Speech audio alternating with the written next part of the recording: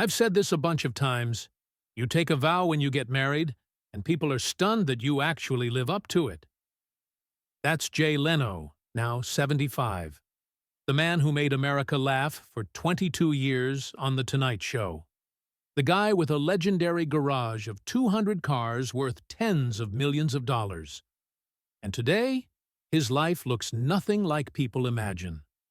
Right now, Jay Leno spends his days feeding his wife, helping her dress, guiding her to the bathroom, and using flashcards to remind her who she is. His wife, Mavis, has advanced dementia. Some mornings she doesn't recognize him.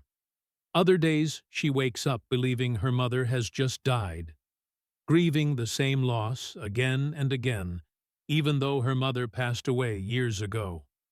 Jay, who could afford round-the-clock nurses and disappear into comfort, has chosen to be her primary caregiver himself. And what most people don't realize is that, while caring for Mavis, Jay has also survived 3 near-fatal accidents in just 3 years. In 2022, his face was badly burned in a gasoline fire while working on one of his vintage cars. In early 2023, he was clotheslined off a motorcycle by an unmarked wire, breaking bones and reopening healing wounds. In late 2024, he fell roughly 60 feet down a hill in Pittsburgh, breaking his wrist and injuring his face again. 3 hospitalizations. And through all of it, he never stopped performing, never stopped caring for his wife, and never complained.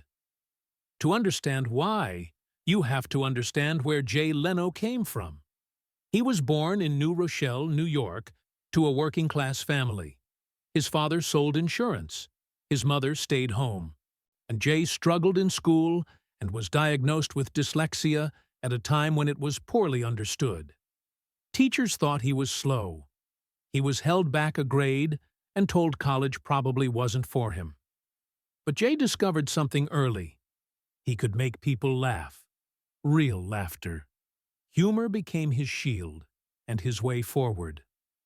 He started doing stand-up in the early 1970s, driving a beat-up Buick from gig to gig, performing anywhere that would let him on stage. Bowling alleys, biker bars, strip clubs. He once kept telling jokes while a fight broke out and someone was stabbed. That work ethic never left him. In Los Angeles, he met Mavis Nicholson at the Comedy Store. She was older, sharp, politically minded, and unimpressed by fame. She cared about ideas and causes, not celebrity. They liked each other, not just loved each other. When Jay proposed, it wasn't romantic. He realized an insurance policy would protect a wife, but not a girlfriend. So he suggested marriage. Honest. Practical. Mavis said yes. They married in 1980. They never had children, by her choice, and Jay supported that completely. What they built instead was a partnership. While Jay's career exploded, eventually replacing Johnny Carson and hosting The Tonight Show for over 2 decades, Mavis dedicated herself to human rights.